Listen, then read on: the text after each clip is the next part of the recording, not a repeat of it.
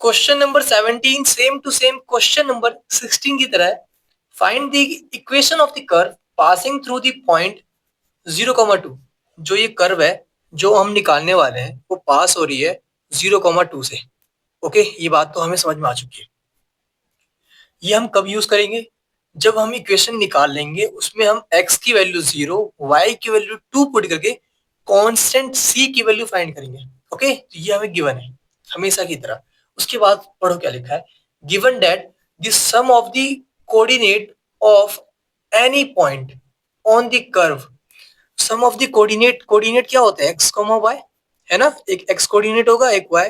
तो हमें गिवन क्या है कि सम ऑफ द कोऑर्डिनेट मतलब x और y, क्योंकि कोऑर्डिनेट क्या है x और y, तो सम क्या होगा x plus Y. Okay, sum of the coordinates. आगे क्या बोल रहे हैं वो, sum of the coordinates of any point on the curve exceed मतलब ज्यादा है the magnitude of the slope. Slope क्या होता है हमारा dy अपॉन dx। तो जो ये है ना वो ज्यादा है किससे? Magnitude of the slope. तो dy अपॉन dx कितना ज्यादा है? कितना कितना कितना? Exceed the magnitude of the slope of the tangent to the curve at that point by 5। तो हम 5 किधर ऐड करेंगे? ये बोल रहे हैं कि ये ज्यादा है किससे? इससे, मैग्नीट्यूड ऑफ द स्लोप से, मतलब स्लोप से ये 5 ज्यादा है। तो या तो इसमें -5 कर लो, ओके, या इधर +5 कर लो। ओके, क्योंकि ये ज्यादा है तो +5 हम इस साइड करेंगे, सिंपल सी बात है भाई ये। या तो इधर -5 कर लो। तो क्या ये इस फॉर्म में आ चुकी है? तो आंसर है नहीं। तो कैसे लाएंगे इस फॉर्म में? dy अपॉन dx, y को इधर ले आओ, माइनस का y इक्वल टू 5 इधर से इधर ले आओ, तो x माइनस 5। ठीक है, ये सेम हो चुका है।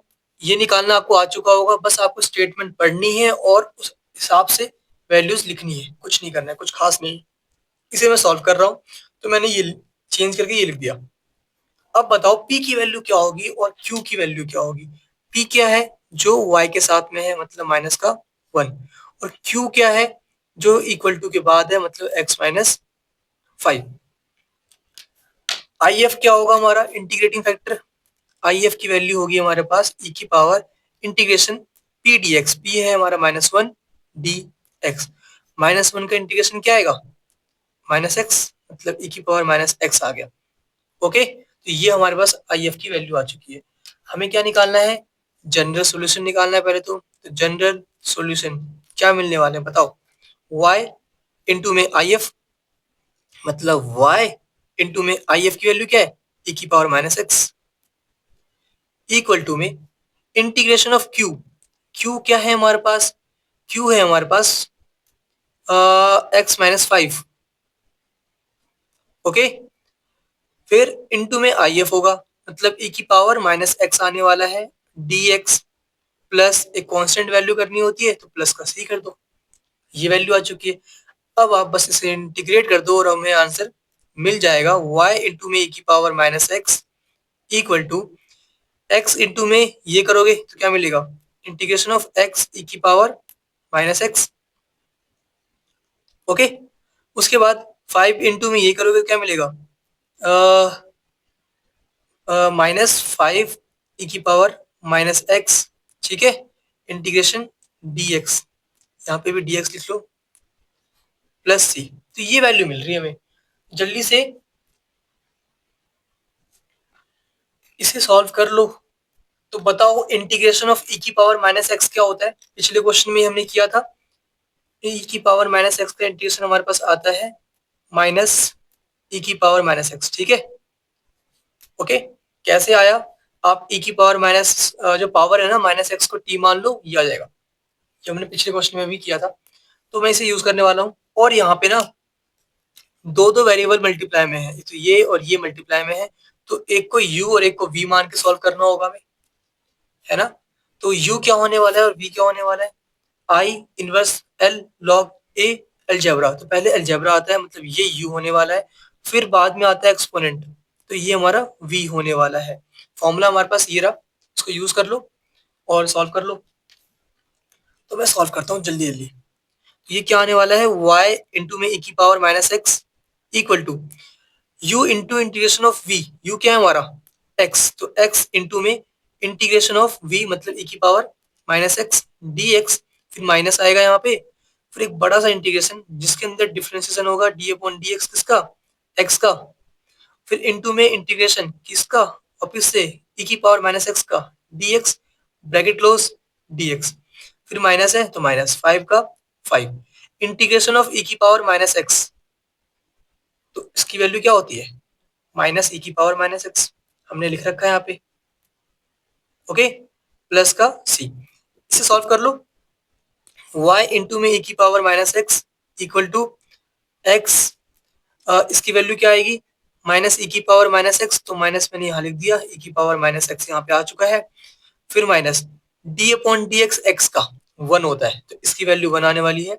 फिर इनटू में इंटीग्रेशन ऑफ e की पावर माइनस एक्स, क्या मिलेगा हमें बताओ, इसकी वैल्यू मिलेगी हमें ये माइनस e की पावर माइनस एक्स, फिर उसके बाद बाहर एक और इंटीग्रेशन है, तो हमें फिर से इसको इंटीग्रेट करना होगा, तो इसकी वैल्यू क्या आएगी वापस से माइनस e की पावर माइनस एक्स, और एक बाहर पहले से माइनस भी है, तो ये प्लस हो गया, तो इस पूरे की वैल्यू क्या आने वाली है, e की पावर माइनस एक्स, और बाहर एक और माइनस है कि नहीं, तो e की पावर माइनस एक्स आ गई वैल्यू, और यहाँ पे क्या है माइनस और माइनस प्लस होता है, तो प्लस 5 e की पावर माइनस एक्स प्लस सी, ओके,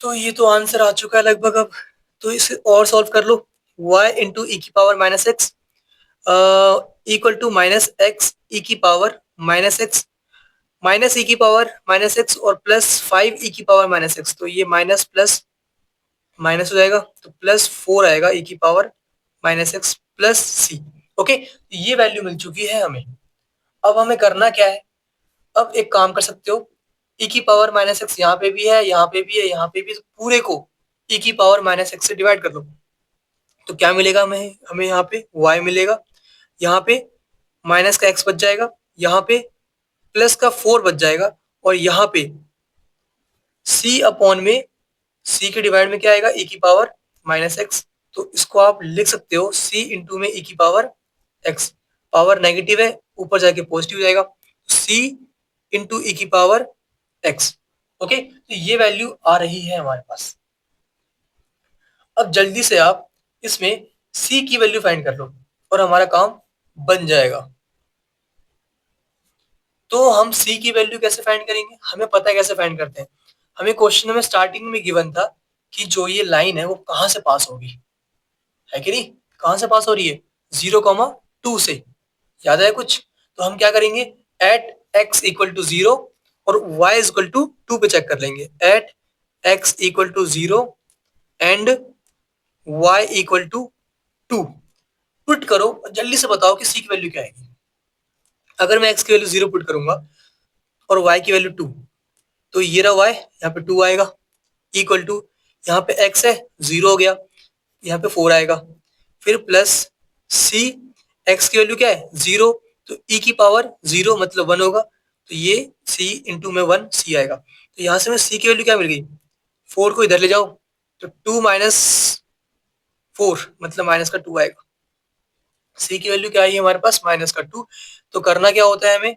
हमें सॉल्यूशन फाइंड करना है, तो अब इस वैल्यू को पुट कर दो इसके अंदर और हमें आंसर मिल जाएगा, ठीक है, on putting c equal to minus 2 in equation this, और आवर सॉल्यूशन क्या आएगा हमारे पास, मैं लिखूं या लिख लोगे, y इक्वल टू माइनस का x प्लस का 4, फिर c की वैल्यू क्या है -2, तो -2 पुट कर दिया और e की पावर x, ये हमारा सॉल्यूशन आ चुका है, बस इतना ही हमें करना था, ओके।